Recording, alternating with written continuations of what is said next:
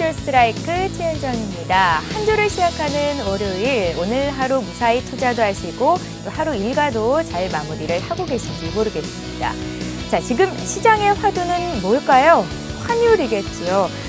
우리와 수출로 경쟁하는 일본의 환율, 그러니까 엔저 지속 상황이 계속되면서 국내 수출주들의 빨간불이 켜졌다. 이런 얘기들은 참 많이 들으셨을 것 같은데요. 기대했던 G20회의에서 엔저 기조를 용인하는, 사실상 용인하는 그런 발언이 있었고요. 오늘 국내 증시에서 수출주 중에서도 자동차주 급락하는 모습이 나왔습니다. 당분간 엔저 현상은 지속될 것이다, 이렇게 전망이 되고 있는데요. 수출주는 앞으로의 흐름도 잘 지켜봐야 됐고 환율 흐름 역시 시장의 키가 당분간은 지속이 될 것 같습니다. 자, 환율 문제는 그렇고요. 오늘 코스피는 전반적으로 봤을 때 그래도 나흘째 상승을 이어가기는 했습니다. 거래 대금이 많지는 않았는데 그래도 1980선에서 거래가 맞춰져서 기분은 참 좋은 그런 하루였는데요. 지금 시점에서 시장에서는 어떤 키워드가 중요하고 또 성공 투자를 위해서는 과연 어떤 기법들이 맞는 것인지 시청자 여러분들 많이 궁금해하실 것 같습니다. 자, 지금부터 시작되는 주식쇼 스트라이크 함께 하시면서 시청자 여러분들의 궁금증 모두 풀어가시면 좋겠습니다. 두 가지 참여 방법이 있는데요. 방송 들으시고 강의가 좀 어렵다, 이해가 안 간다 하시는 분들은 저에게 연락을 주시면 저희가 친절히 풀어드리는 시간 갖도록 하겠습니다. 전화와 문자 모두 참여하실 수가 있는데요. 전화는 02-3153-2631번 통해서 이용하시면 되겠고요. 무료 문자 번호도 익히 알고 계시리라 생각이 됩니다. 서울경제TV는 무료 문자 번호 한 개만 나가고 있는 거 다 알고 계시죠? 013-3366-0110번 통해서 시청자 여러분들의 궁금증 해결해 드리도록 하겠습니다. 자, 그럼 본격적으로 월요일의 감독님 만나보도록 할게요. 오늘은 어떤 분이 나오셨을까요? 자, 대성투자자문회 안종호 주식운용팀장님 자리하셨습니다. 안녕하세요. 안녕하십니까? 예, 반갑습니다. 자, 오늘 스트라이크 이 시간에는 처음으로 나오셨는데요. 앞으로 어떤 강의들로 저희에게 많은 지식을 쌓아주실 것인지 각오 한 말씀 들어볼까요? 예, 우리나라도 경제 성장률이 이제 선진국으로 들어가면서 예전의 고도 성장보다는 저성장 국면으로 접어들고 있는데요. 분명히 이제 저성장 국면이 될수록 투자 방법도 달라져야 된다고 생각을 합니다. 그래서 오늘 이렇게 주식쇼 스트라이크에 초대해 주셔서 너무 감사하고요. 제가 투자에 도움이 되는 그런 조언들을 많이 할 수 있는 시간이 됐으면 좋겠습니다. 안정호 팀장님 다소 긴장되시나요? 예, 처음이다 보니까 좀 긴장이 됩니다. 예, 주식쇼 스트라이크는 처음이시지만 서울경제TV를 통해서는 익히 안정훈 팀장님 화상으로 여러분들 많이 만나보셨을 겁니다. 긴장을 좀 푸시고요. 저희는 오늘 본격적으로 강의를 좀 시작해 보도록 하겠습니다. 자, 오늘은 어떤 내용으로 좀 들어볼까요? 예, 오늘은 특별한 어떤 투자 기법이라기보다는 저성장 시대를 관통할 수 있는 어떤 투자 아이디어 혹은 투자 철학 이런 것들을 생각해 봐서 그런 아이디어를 서로 나누는 시간이 됐으면 하는 생각입니다. 예. 저성장 저금리 시대에 투자를 해서 돈을 번다 참 쉽지 않은데요. 이럴 때 어떻게 투자를 하면 좋을지 오늘 안정호 팀장님의 강의가 이어질 겁니다. 여러분 기대 많이 해주세요. 그럼 강의 시작합니다. 예, 그럼 먼저 저는 제 소개를 먼저 말씀을 드리면요. 제가 이 대성투자자문의 주식운용팀을 맡고 있는데요. 주식운용팀장이라는 것은 이제 여러분들이 투자자분들이 증권사에 가입해 주신 랩 상품이나 또는 일임 자문 계약 같은 것들을 운영하고 있는 펀드 매니저들이 있고요. 또 그 펀드 매니저들을 서포트해 주는 리서치 어시스턴트들이 있습니다. 그래서 그런 분들이 모여 있는 부서를 좀 이끌고 있습니다. 주식 시장에서는 흔히 말해서 셀 사이드, 바이 사이드 이렇게 두 파트로 나누는데요. 셀 사이드라는 것은 갑자기 영어를 해서 죄송합니다만 우리나라 말로는 사는 편 혹은 바이 사이드는 사는 편, 셀 사이드는 파는 편 이렇게 될 텐데요. 통상 셀 사이드라고 한다면은 그것은 증권사 쪽을 이야기하고요. 우리가 흔히들 애널리스트들이나 많은 분들이 주식을 이렇게 좋은 주식이니까 사라 이렇게 추천하기 때문에 그런 주식들은 흔히 말해서 그런 증권사 쪽을 셀 사이드라고 하고 또 바이 사이드는 아까 말씀드렸던 리서치 어시스턴트 같은 분들도 있고 펀드 매니저들도 스스로 이제 조사를 합니다만 그런 것들 자료들은 이제 발표하거나 그러지는 않습니다. 그래서 그런 자료들은 오히려 이제 내부적으로 그 펀드를 운영하거나 운용을 할 때 그 이용하고 이제 되는데요. 그래서 그런 쪽을 이제 바이 사이드라고 하는데 이제 저는 바이 사이드 쪽에서 이제 근무를 하고 있습니다. 그래서 먼저 이제 저성장 시대 투자법에 대해서 말씀을 드리려고 하는데요. 먼저 그 경제 성장률과 그 저성장 부분에 대해서 말씀을 드리겠습니다. 그 경제 성장률과 그 기대 주식 수익률이라는 것은 굉장히 밀접한 관계가 있는데요.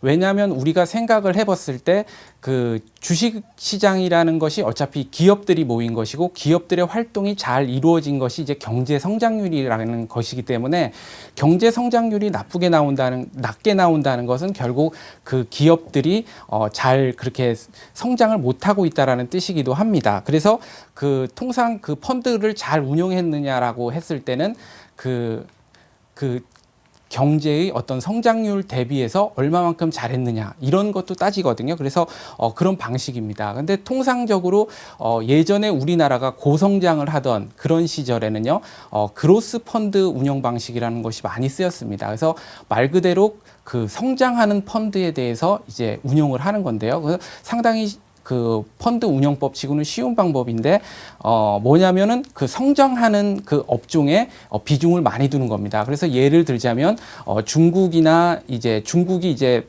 경제가 좋아지면서 우리나라의 석유화학이 좋아진다. 그러면은 그 포트폴리오 안에서 그 석유나 화학, 뭐 그래서 가장 뭐 대표되는 LG화학이라든지 호남석유라든지 그래서 우리나라의 어떤 대표적인 화학 업종들을 이제 포트폴리오에 담는. 왜냐하면 그 성장하는 업종이 훨씬 더 이제 어떤 평균적인 경제 성장률보다 훨씬 더 성장을 하기 때문에 거기서 이제 수익률을 많이 얻는 그런 방식입니다. 하지만 이제 우리나라가 아까 말씀드린 대로 저성장 국면에 접어들고 있기 때문에 그런 어떤 예전의 방식으로는 좋은 성적을 내기 어려운 상태입니다. 그래서 당연히 예전에 차화정이라든지 뭐 이런 펀드 운영 방법이나 주식 운용 방법과는 이제 다른 방법을 써야 되는데요. 그 먼저 이 화면을 보시면은 이제 역대 대통령들의 이제 집권 기간 중에 경제 성장률이 나와 있습니다. 그래서 보시면은 박정희 대통령 때의 10.3%, 그리고 전두환 대통령의 10%, 그리고 노태우 대통령 시절에 8.7%, 그래서 김영삼 대통령 7.4%, 김대중 대통령 6.0%. 그래서 이 기울기를 보시면은 우리나라의 경제 성장이 가파르게 내려오고 있다라는 것을 알 수 있습니다. 그런데 이 밑에 보시면 이제 자료가 한국은행에서 발표한 건데요. 밑에 이제 박근혜 정부는 이제 출범 전이기 때문에 예상치입니다. 근데 아무래도 좀 이제 출범 초기 때문에 출범을 아직 안 했기 때문에 좀 긍정적으로 이제 예상을 하지 않았나 이렇게 예상이 되는데요. 보시다시피 이제 내려오는 가파르기를 보게 된다면 박근혜 정부가 2.7%도 이제 달성하기 좀 어렵지 않을까 이런 생각도 이제 들 정도의 이제 가파르기입니다. 그래서 보시게 되는 이런 우리나라가 이런 상황인 겁니다. 그래서 계속해서 경제 성장률이 급하게 이렇게 내려오고 있는 상황이기 때문에 더 이상 이제 그로스 펀드 방식으로는 이제 주식 운용을 하기에는 상당히 어렵다. 그래서 저성장 시대에 맞는 투자법을 골라야 된다. 이렇게 말씀을 드리겠고요. 또 하나 말씀드리고 싶은 것은 이제 우리나라 기관 투자가들하고 외국인 투자가들하고 상당히 이제 다른 뭐 투자 방식을 갖고 있는 것처럼 이제 통상 이제 보통 그 일반 투자가 분들이 알고 계시지만 실은 거의 비슷합니다. 그래서 예를 들자면 그 펀드에 자금이 유입이 되면 펀드 매니저는 주식을 사게 돼 있습니다. 왜냐하면 펀드 매니저의 입장으로 다시 이제 잠깐 생각해 보시면 쉽게 알 수 있는데요. 어느 투자가가 펀드를 운영해 달라고 돈을 맡겼는데 그 펀드 매니저가 그 돈만 갖고 있고 주식을 투자하지 않고 있다. 그럼 이게 상당히 이상하거든요. 그렇기 때문에 펀드에 돈이 유입되면 분명히 펀드 매니저는 주식을 삽니다. 근데 그 사는 것을 보게 된다면은 외국인 투자가들은 이머징 마켓에 만약에 그 펀드가 돈이 들어왔다. 그러면 그 이머징 마켓에서 한국 시장이라는 것은 10%에 해당이 되고 그 10% 중에서도 뭐 화학 업종이다 그러면 더 조그매지고요. 그 업종 내에서 또 특별한 회사를 찾으려면 더 조그매지는데, 그렇기 때문에 이제 외국인 투자가들이 투자를 잘한다 뭐 이런 선입견을 갖게 되는 것들은 그들은 이제 글로벌 시각에서 보기 때문인 거죠. 그래서 중국 시장이 이제 중국 경제가 좋아지고 있는데 화학 업종이 글로벌하게 좋아지고 있구나. 그러면 우리나라의 어떤 화학 업종을 사게 되는 거고요. 그에 반해서 이제 기관 투자가들은 그렇지가 않고 그것보다는 이제 그런 면도 보겠습니다만 자세한 어떤 우리나라 기업들의 현 상황, 어떻게 하면 수익률이 지금 이 회사의 가동률이 어느 정도 되고 있는가 이런 것들을 체크하고 있는 것이죠. 그래서 좀 더 디테일하게 기업들을 보고 있는 그런 다른 면이 있습니다만 어떻게 보면 뭐 서로 다른 장점이 있습니다만 뭐 비슷하다 이렇게 말씀을 드릴 수 있겠고요. 그래서 다음 페이지에 보면요, 말씀을 이어가기 위해서 보면은 사람들은 왜 움직이는가 이런 제목을 제가 달아드렸는데요. 결국은 사람들이 움직이는 이유는 무언가 하고 싶은 욕망이 있기 때문입니다. 그래서 그림을 보시면 16세기 이제 화가 브리게리 그린 바벨탑인데요. 이게 이제 구약 성경에 나온 이제 욕망의 대명사죠. 그래서 사람들이 하늘에 닿고 싶다 이런 욕망을 나타낸 건데요. 그 사람들은 그 경제에 대해서 주식을 잘 알아야지 이제 주식을 잘 안다라고 생각을 하지만 경제라는 것이 실은 뭐 그렇게 대단히 어렵고 뭐 거부 반응을 일으킬 만한 그런 것들이 아니라 그 경제라는 것들이 이제 사람들이 모두 하나하나 모여서 하루하루의 생활들이 모인 것이 경제이기 때문에 그렇게 되는 것이고, 또 하나 우리가 이런 거에서 하나 힌트를 얻을 수 있는 것은 경제는 절대로 멈춰 있지 않는다는 겁니다. 계속해서 사람들이 움직이기 때문에 계속해서 움직이고요. 그런 것들이 이제 우리에게 힌트를 주는 것은 바로 아무리 불황 시대나 저성장 시대라 그래서 실망할 필요가 없다는 것이죠. 왜냐하면 사람들은 계속해서 움직이고 있고 또 그 움직임 속에서 어느 곳인가는 지금 성장을 하고 있기 때문에 그런 곳에 투자를 하면 된다. 이런 논리가 있는 겁니다. 그래서 다음 페이지를 보면요. 이제 그 욕망 때문에 이제 사람들이 뭔가 하고 싶다는 욕망 때문에 경제가 움직인다 이렇게 봤는데요. 이 표를 지금 나와 있는 이제 표를 봐도 아시겠지만 좀 약간 엉뚱한 현상이 하나 일어납니다. 그래서 뭐냐면은 그 사람들이 아무리 옆에서 경제가 좋다 또는 정부에서 아무리 그 지원책을 마련해 주고 하더라도 절대로 꿈쩍도 안 하고 있다가 실은 어느 정도 이제 경제가 움직이는 모습을 탁 보이면은 바로 아주 급하게 따라 움직이는 그런 모습을 보입니다.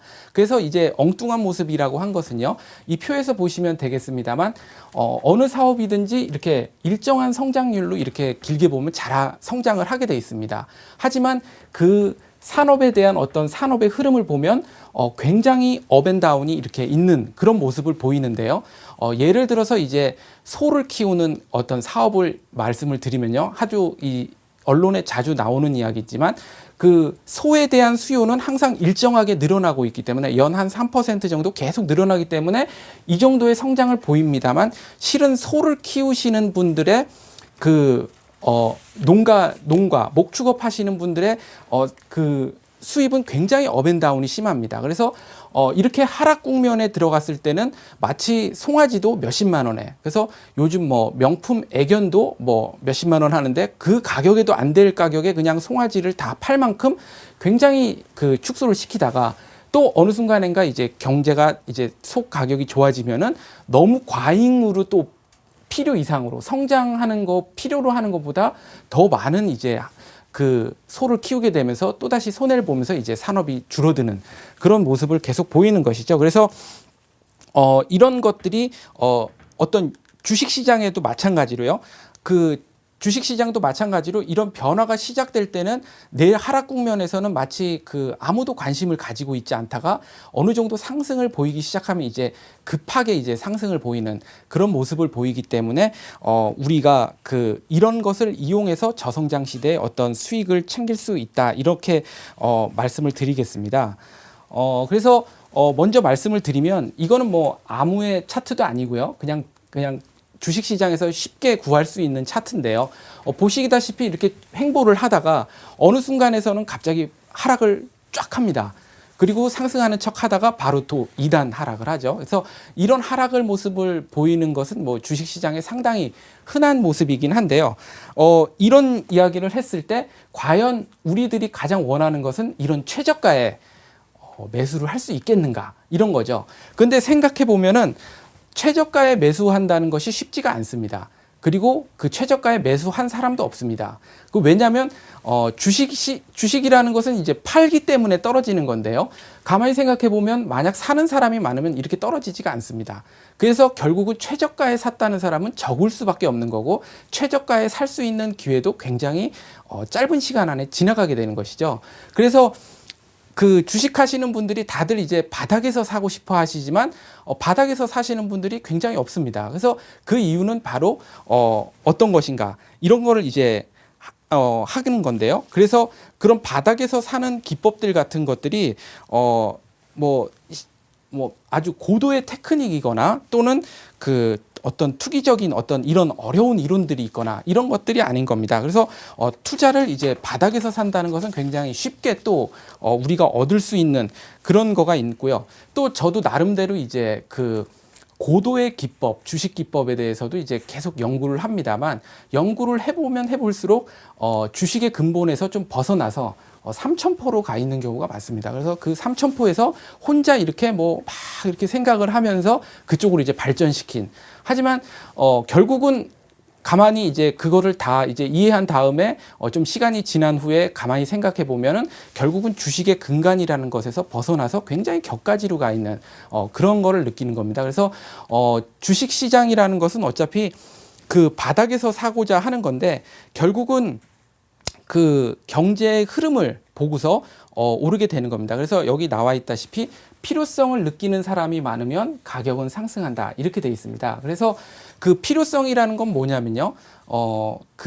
저 주식을 사고 싶다라는 생각을 이제 일반 투자가들도 가지기 시작을 하는 겁니다. 그래서 주식 시장이 이제 주가가 많이 오르기 시작하면 그때서는 이제 많은 투자가들이 나도 저 주식이 있었으면 좋겠다라는 생각에 주식을 매수하는 거고 그렇게 되다 보면 이제 가격이 상승하는 겁니다. 근데 이제 가격이 상승하기 전에 사야 되는 것이 이제 진정한 이제 바닥 시세를 사는 거기 때문에 그렇게 되려고 한다면은 남들이 깨닫지 못하는 어떤 가치를 발견을 해서 이렇게 사는 것이 이제 중요한데요. 그러기 위해서는 이제 어떤 경제의 흐름도 알아야 된다라고 말씀을 드리는 겁니다.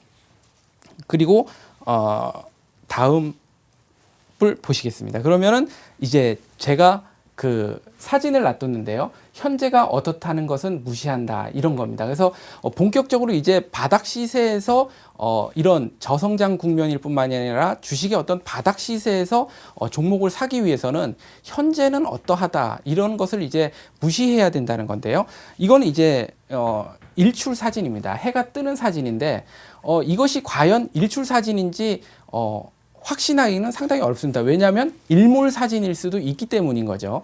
그리고 또 더 웃긴 것은 우리나라에서는 일몰이지만 저 태양을 보고 미국에서는 일출이 되는 것이죠. 그래서 우리나라들이 그 투자가들이 버려야 될 그 투자자들의 마인드 중에 가장 버려야 될 오류 중에 하나가 바로 미래를 지금 현재의 어떤 연속성으로만 파악을 한다는 겁니다. 그래서 상황은 변하게 되는데 그 현재를 계속해서 미래의 어떤 모습으로 이렇게 파악을 하고 있다는 것은 이제 별로 좋지 않은 모습이다 이렇게 말씀을 드리고요.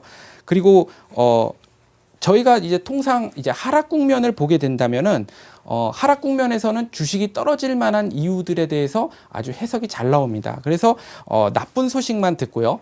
그리고 또 그런 소식을 계속 듣다 보면은 이런 현상이 계속될 것 같은 현재의 모습이 미래까지도 계속 쭉 이어질 것 같은 그런 모습을 보입니다만 아까 사진에서 보시다시피 해가 지면 마치 해가 져서 없어질 것 같지만 곧 몇 시간 안 지나면 이제 또 해가 뜨는 것이죠. 그래서 그런 그 수많은 흐름 속에서 이런 그 어떤 깨달음을 얻고 투자의 원칙을 세우자 이렇게 말씀을 드리는 겁니다. 그래서 그 중에 하나가 제가 이것은 제 휴대폰으로 찍은 사진인데요. 제가 점심 시간에 이제 종각에 있는 운영궁 옆을 지나가다가 보니까 우리나라 이제 고전 음식, 뭐 박람회, 뭐 이런 것을 했었습니다. 그래서 그 운영궁 안에 들어가 봤더니 그 중에 한 코너에 영조 임금의 생신상 이렇게 있었습니다. 그래서 지금 화면으로 잘 안 보이시겠지만 말씀을 드리면 요 맨 앞에 있는 게 만두고요. 그 다음에 있는 것이 이제 깐밤입니다. 그리고 그 다음에 있는 게 그냥 단감이고요. 그 옆에 이제 많이 쌓아놓은 것이 이제 그 한과, 약과 같은 걸 이제 산더미 같이 쌓아놓은 거고요. 그리고 제일 큰 중앙에 있는 것들이 이제 저희가 이제 결혼식 같은 때 많이 보게 되는 그 마른 오징어를 이제 잘라놓은 그런 건데요. 제가 이거를 그 휴대폰으로 찍은 이유는 딱 하나인데요. 뭐냐면 영조 시대는 조선 시대에서도 상당히 이제 잘 살던 태평성대의 시대인데요. 그 당시에 이제 가장 좋은 대통령의 생신상이 이 정도인 겁니다. 그래서 며칠 전에 저희 어머니도 생신이었지만 이런 상을 생신상으로 지금 부모님한테 차려드리면 잘 차렸다는 얘기는 듣지 못합니다. 근데 그 당시에는 그 임금한테 바치 최고의 상이었던 거죠. 그래서 이것을 통해서 저희가 무슨 말씀을 드리고 싶은 거냐면 어느 시대가 지금 우리가 가장 잘 살고 있느냐는 겁니다. 그럼 생각해 보면 지금이 제일 잘 살고 있습니다. 1인당 GDP 22,000불. 지금이 가장 잘 살고 있는 거고요. 노무현 대통령 때보다는 이명박 대통령 시절에 잘 살았고, 그리고 또 앞으로도 이제 박근혜 정부 시대가 이명박 시대보다는 더 좋은 이제 경제 성장을 이룰 것이라고 보는 거죠. 그 한 번도 그 밑으로 내려간 적이 없습니다. 그래서 계속 잘 살고 있는 건데요. 그리고 이제 무슨 얘기를 하려고 하냐면 이제 투자가 왜 항상 한 발 늦는가. 그래서 우리가 주식을 하다 보면 뭔가를 사고 싶은데 그 주식이 이미 올라 있고 뭐 이런 국면을 많게 보게 되는데요. 왜 우리는 항상 투자에 한 발 늦는가 이런 것을 묻는다면은 저는 그 이유를 바로 확신하는 분위기에 묻어가려고 했기 때문이라고 말씀을 드리고 싶습니다. 즉 아까 말씀드렸던 것처럼 이미 주식가가 많이 상승했을 때는 그때서는 이제 우리나라에서 많은 이야기들을 합니다. 좋은 이야기, 매수해야 될 이야기 이런 것들을 많이 얘기하는데 그제서야 이제 쫓아가는 그런 국면이 된다면은 결국은 한 발 늦은 투자를 계속 하게 되는 것이죠. 그래서 지금 말씀을 드렸던 이유가 맨 처음에 말씀드렸던 현재가 어떤 것은 무시하는 것이 좋다라고 말씀을 드리는 것들이 이제 누구나 아는 이유에 대해서는 지금 투자에는 전혀 도움이 안 된다 이런 겁니다. 그래서 이런 것들이 얼마나 무서운 효과를 가지냐면요. 유로존 위기 때 그 주가가 한참 하락하던 그런 시기가 있었습니다. 근데 그런 시기를 보게 되면은 매일매일 연일 이제 유럽 증시가 이제 하락하는 기사가 막 나옵니다. 그렇게 되면 이제 그것이 이제 만성이 돼 갖고 이제 몇 달이 지나 버리면은 이제 하락하는 거가 기사가 딱 나오면은 그날 이제 그 하락한 이유에 대한 기사가 이렇게 길게 나옵니다. 근데 통상 그 바닥을 찍은 가장 바닥을 찍은 날은 어땠냐면 제가 너무 재밌어서 기억을 하고 있는데요. 그날 갑자기 난데없이 급등을 했습니다. 그때 그 상승한 이유에 대해서 쓴 기사는 굉장히 짧았습니다. 그 이유는 기자분들도 이제 하락한 이유에 대해서는 눈 감고 쓸 만큼 이제 잘 쓰게 되는 것이죠. 하지만 그런 것들이 너무 세뇌가 되다 보니까 갑자기 바닥에서 탁 상승을 했을 때는 상승한 이유에 대해서 이제 말을 이제 무슨 설명을 해야 될지 모르는 그런 상황이 됐던 거죠. 그래서 그런 것들이 이제 있다라고 말씀을 드리고요. 그래서 제가 계속해서 이런 말씀을 드리는 이유는 이 경제가 업앤다운이 있듯이 주식이 내리는 국면이 있으면 반드시 그 다음엔 오르는 국면이 있다라는 겁니다. 우리나라 주식 성장이 되고 주식 시장이 계속해서 성장해 오듯이 내리는 국면이 있으면 오르는 국면이 있기 때문에 저성장 시대고 불황이고 할수록 이제 투자를 확대해야 된다. 오히려 지금의 어떤 안정적인 투자라고 말하는 것과의 반대적인 그런 투자를 해야 된다라고 제가 말씀을 계속 드리고 싶은 거고요. 그래서 지금 상황이 상당히 초저금리 상황이 되고 있습니다. 그 초저금리 상황이 되고 있는데 초저금리 상황에서는 주식을 매수하는 것이 굉장히 좋은 타이밍이다라고 저는 이렇게 제목을 붙여놨습니다. 왜냐하면은 초저금리라는 것은 그 정부에서 그만큼 이제 그 금리를 낮춰서 경제에 유동성을 공급해서 그 돈이 돌아서 경제가 살아나도록 하기 위해서 계속 돈을 금리를 낮추고 있다라는 거고요. 그 금리라는 그런 상황은 결국은 굉장히 경제 상황이 안 좋다라는 뜻입니다. 그런데 그렇게 경제 상황이 안 좋기 때문에 통상의 어떤 금융 전문가들 혹은 언론 뭐 이런 곳에서는 채권을 이런 상황에서는 매수해야 된다라고 추천을 많이 하게 됩니다. 왜냐하면 그것이 이제 안전해 보이기 때문이죠. 하지만 그런 투자는 어떻게 보면은 시대 상황에는 맞는 투자가 됩니다. 하지만 그것이 이제 훌륭한 투자다, 좋은 투자다라고는 말하기 힘든 그런 투자가 되는 것이죠.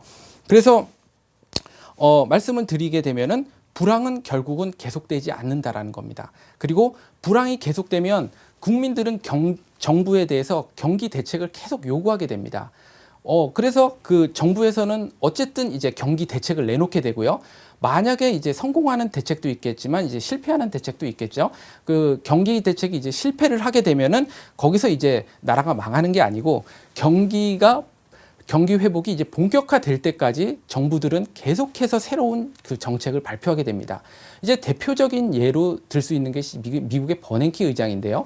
2008년에 이제 금융 위기가 생기니까 버냉키 의장은 초저금리로 가는 정책을 택했습니다. 그래서 지금 그 미국 시장이나 우리나라 주식 시장에서도 은근히 뭐 장 좀 빠지면은 그 미국에서 금리를 이제는 올린다더라 이런 얘기를 하는데요. 저는 개인적으로 그럴 가능성은 상당히 낮다 이렇게 말씀을 드릴 수가 있겠습니다. 왜냐하면 버냉키 의장이 금리를 올린다는 것은 그 2008년부터 이제 5년이 넘게 지속되고 있는 자신의 정책을 온갖 그 인플레이션이 갖고 올 수 있는 어떤 이런 나쁜 점에 대해서 경제학자들이나 언론이나 이런 것에 반대를 무릅쓰고서 굳건하게 지켰던 자신의 정책을 이제 한 큐에 뒤집는 결과가 나오기 때문에 경제가 정말로 누가 봐도 본격화됐다.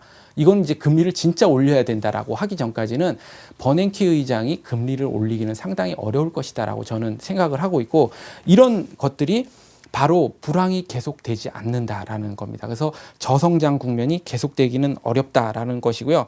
그래서 이렇게 초저금리 상태나 불황 상태에서 국채에 투자하고 채권에 투자하고 좀 더 안전한 자산에 들어가고 한다는 것은 매우 이제 너무나도 정당한 투자처럼 느끼지만 그것 가지고는 훌륭한 그 투자의 수익률을 올리기는 어려운 상황이다. 이렇게 말씀을 드리고요. 그리고 또 하나 그 불황은 계속되지 않는다라는 것은 또 하나는 어떤 거냐면 모든 나라의 경제는 성장을 하고 있다라는 겁니다. 어떤 거냐면 결국 심지어 저 멀리 있는 아프리카도 계속 성장을 하고 있거든요. 그래서 우리가 예전보다는 아프리카가 상당히 성장을 하고 있는 거고요.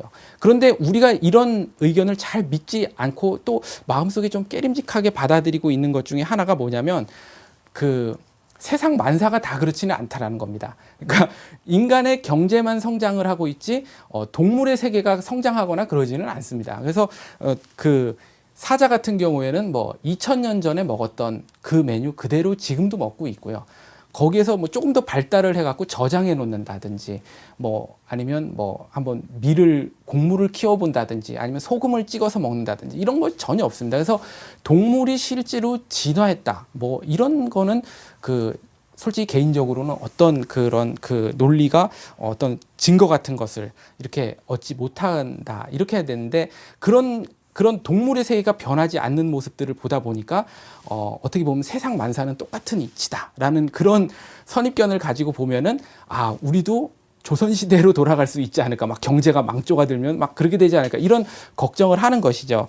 그래서 옛말 중에서도 저는 좀 안 믿고 있는 게 있는데요. 그거 뭐냐면 이제 팥 심은 데 팥 나고 콩 심은 데 콩 난다. 뭐 이런 말이 있는데 저도 이거는 인간 사회는 맞지 않는다라고 저는 생각을 하고 있습니다. 그래서 이게 이제 농업에는 진리인 것 같습니다. 팥 심은 데는 팥이 나는데 인간 사회는 가만히 보면은 그렇진 않다라는 거 느끼는 게 탐방을 이제 여러 회사를 이제 다니다 보면은 어느 CEO 분들을 만나면 진짜 회사 분위기도 그렇고 뭐 죽기 살자로 이제 막 열심히 하는 부서가 있고요.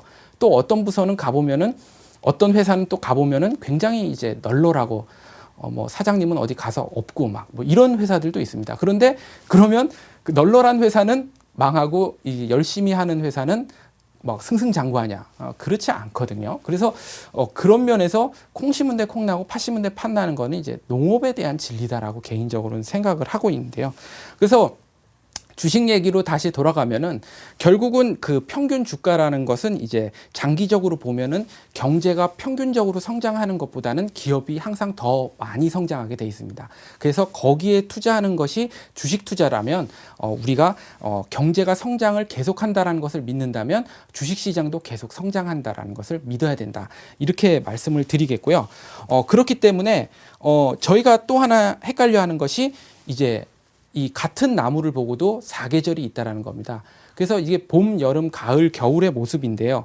우리나라도 이런 그 모습을 보게 된다면은 하나의 이 나무가 계속 변하듯이 주식시장도 변하는데 그 당시가 너무 길게 느껴지는 그런 구간이 있는 겁니다. 하지만 그런 것들을 가지고서 우리가 좀 더 해안을 가지고 본다면은 이런 것들이 좋은 매수 찬스가 될 수 있다 이렇게 말씀을 드리는 거고요. 우리나라 지금 예를 들어도 우리나라가 고령화돼 있다. 그리고 또 빈부격차가 커서 발전을 막고 있다. 이런 이야기도 있고 뭐 또 국민연금이 고갈되니까 미래가 밝지 않다. 뭐 이런 얘기도 있습니다만 1980년대 이제 미국에서도 똑같은 소리가 나왔습니다. 그래서 그 거대한 재정 적자가 있고 무역 적자가 있고 그래서 쌍둥이 적자가 있고 높은 실업률이 있고 인플레이션이 그때는 우리나라보다 더 지금 심하게 악순환이 계속됐는데요. 그 당시 나왔던 얘기가 미국은 불치의 병에 걸린 중환자 같다. 미국 제조업은 괴멸됐다. 뭐 이런 뉴스들이 나왔었습니다. 하지만 지금 미국이 어떻습니까? 그래서 세계 경제를 선도하는 이제 최강국이 되어 있는 것이죠.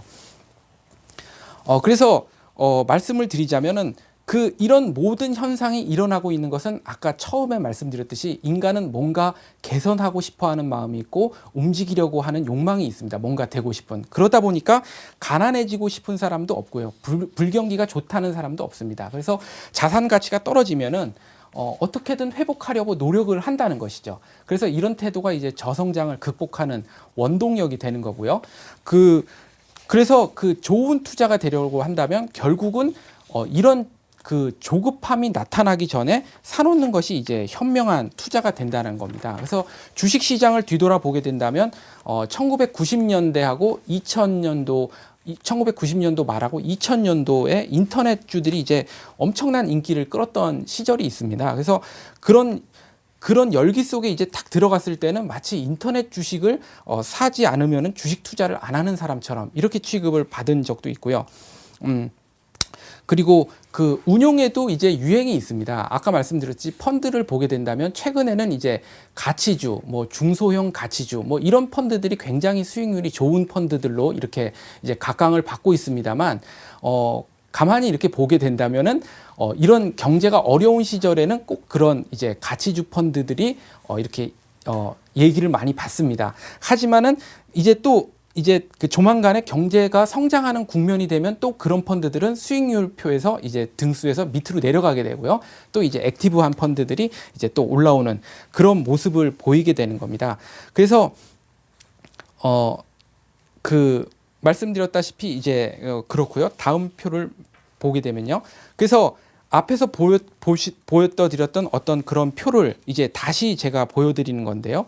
그래서 이런 것들이 이제 경제 성장을 나타내는 표인데, 경제는 이제 합리적인 수준을 이제 계속해서 지나갑니다. 이게 무슨 뜻이냐면, 이렇게 저점이 됐을 때, 이제 산업이 이제 개선이 되기 시작했다. 그러면은 이 합리적으로 생각한다면 요 정도 선 부근까지만 이제 성장을 하면 되는 것이지만 실은 여기에 머물지 않고 사람들은 계속해서 성장을 하면서 투자를 한다는 것이죠. 그래서 오버캐파되는, 그래서 과잉 설비가 되면서 다시 수요보다도 훨씬 큰 이제 공급이 이루어지면서 하락을 했는데, 하락을 하면 또 요 정도까지만 딱 하락을 하면 가장 좋은 포지션입니다. 하지만 여기까지 하락하지 않고 아주 밑단까지 이제 끝까지 이제 하락을 하는 그런 모습을 보이는 것이죠. 그래서 이런 것들이 오히려 이제 모습을 보이는 것입니다. 그래서 여기서 이제 저희가 하나 힌트를 얻을 수 있는 것은, 이렇게 성장하기 시작하는 국면에 들어가면은 굉장히 속도가 빠릅니다. 즉 말씀을 드리면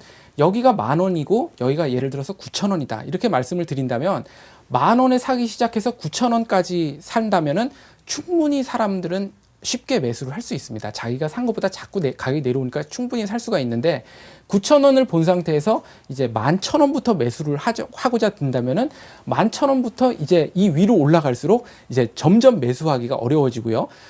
가장 중요한 점은 충분히 살 수가 없다라는 점입니다. 뭐냐면 이런 하락 국면에서는 보통의 성장률보다 지금 밑으로 내려오고 있기 때문에 언젠가는 성장할 것을 알고 있기 때문에 충분히 사서 모을 수 있습니다. 떨어질 때마다 사서 모을 수가 있지만 이렇게 이미 올라간 상태에서 더 사려고 한다면은 그때는 이제 어떤 상투에 대한 두려움 뭐 이런 것들이 있기 때문에 상당히 어려운 그리고 이제 사도 아주 조금만 사게 되는 그런 모습인 거죠. 그래서 상승을 하더라도 이제 아주 수익률을 아무리 좋게 가져가더라도 비중을 크게 못 실었기 때문에 실질적으로 전체적으로는 수익률에 도움이 되지 않는 그런 상승을 하게 되는 것이죠. 그리고 말씀을 드리게 되면요, 이런 것들이 그대로 적용되는 것들이 이제 기업의 실적이 나쁠 때에도 우리가 매수를 할 수 있는가라는 그런 모습인 겁니다. 이것은 굉장히 단순하게 느껴지지만 저희가 실전적인 어떤 투자를 할 때는 굉장히 이제 중요한 모습을 보게 되는 건데요. 기업에도 아까 말씀드렸던 경기처럼 이렇게 사이클이 계속해서 듭니다. 그래서 우리가 주식을 할 때는 성장성이 좋은 주식을 사자. 이것이 마치 이제 대전제처럼 이야기를 하는데요. 시장이 그렇게 만만치가 않죠. 그 성장성이 매년 뭐 20%, 30%씩 이익이 올라가고 뭐 어떤 기업은 50%씩 올라가고 이런 기업들은 통상 가격이 상당히 비쌉니다. 이미 적정 수준보다도 올라가 있는 때가 상당히 많은 거죠. 그래서 그런 주식들은 그럼 어떻게 사야 되느냐라고 하게 된다면은 바로 하락하는 시기에 사야 된다. 이렇게 말씀을 드릴 수가 있겠습니다. 예. 자, 우리나라도 저성장, 저금리 시대에 진입을 했고 이 같은 흐름은 당분간 이어질 것이다. 그렇다면 돈 벌 수 있는 방법은 없는 걸까요? 자, 경제는 움직이고 있기 때문에 그 변화의 흐름을 잘만 잡으면 매수 타이밍 분명히 잡을 수가 있다라는 말씀을 하고 계신데요. 거시경제를 읽는 눈, 미시경제를 읽는 눈 모두가 중요할 것 같습니다. 앞서서 영조 상차림 얘기도 하셨었는데요. 우리의 평균 생활 수준은 계속해서 위쪽으로 방향을 잡고 있습니다. 때문에 주가 역시 방향은 위쪽일 텐데 다만 경기가 사이클을 그리기 때문에 어느 시점에 투자를 하느냐 이게 관건이 될 것 같습니다. 자, 지금과 같은 시대에 주식 투자를 하는 것이 맞느냐 이 같은 질문에 대한 대답은 예스일 것 같은데요. 저성장 저금리 시대 투자법 역시 지금은 주식을 사야 될 때다라는 말씀이십니다. 좀 더 자세한 내용은요. 잠시 머리 식혔다가 계속 이어가도록 하겠습니다.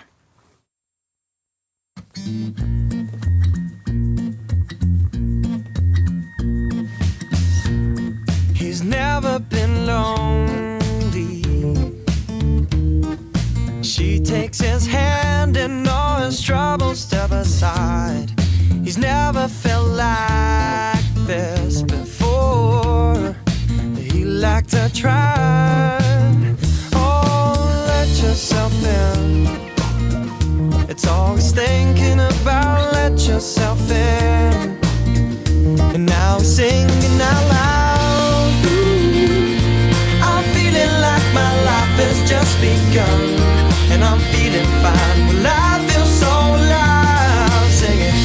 Ooh, I'm feeling like my life has just begun, and I'm feeling fine, so fine, fine, fine.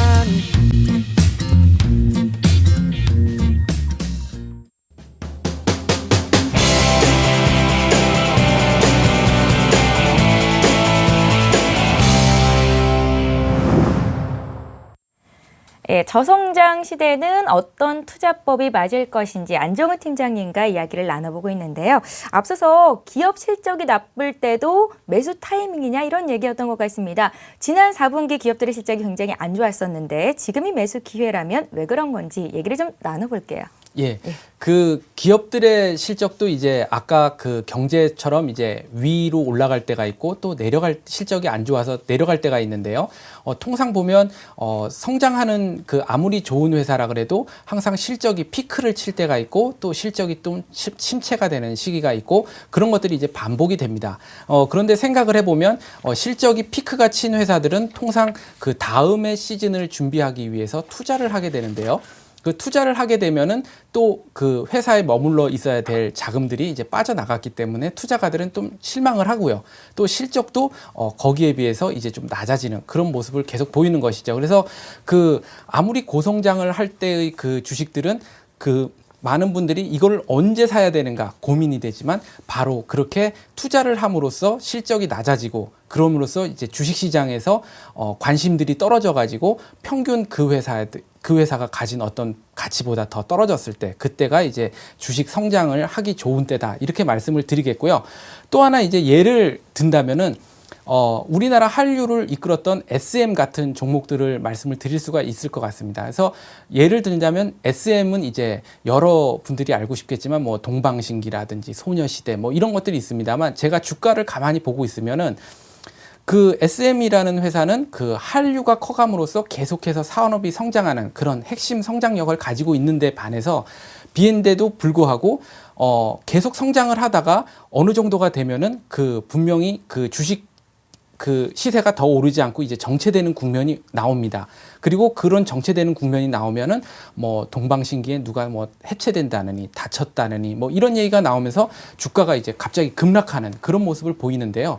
그런 것들이 바로 그 회사는 그 성장률을 계속하고 있는데도 불구하고 주가만 떨어지는 그런 사태가 되는 겁니다. 그래서 그 회사의 어떤 성장률을 믿게 된다면은 그런 것들은 이제 좋은 찬스가 된다. 이렇게 말씀을 드릴 수가 있겠습니다. 그래서 다음 보면은 이런 이야기를 할 때 통상적으로 많은 분들이 말씀하시는 게 뭐냐면 주가가 그러면은 그렇게 이제 내려갈 때 사지 말고 오르기 시작할 때 그냥 빨리 매수하면 되지 않겠냐. 이런 말씀들을 많이 하시거든요. 그래서 그런 것들이 이제 왜 이제 좀 어렵냐 이렇게 말씀을 드리면요. 그 주가는 통상 투자자들이 생각하는 것보다 조금 더 빨리 움직입니다. 왜냐하면 이제 그 오르는 그 단 투자에 이제 이런 그 오르는 때만 딱 이렇게 사면 되겠다라는 모습을 보인다면은 이런 것들이 이제 상투를 잡을 확률이 많아지는 매매가 되는데요.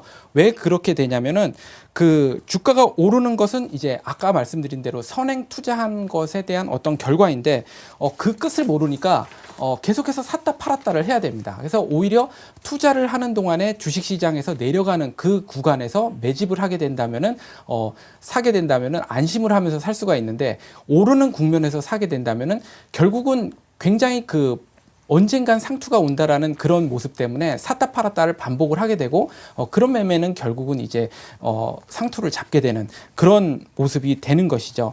그래서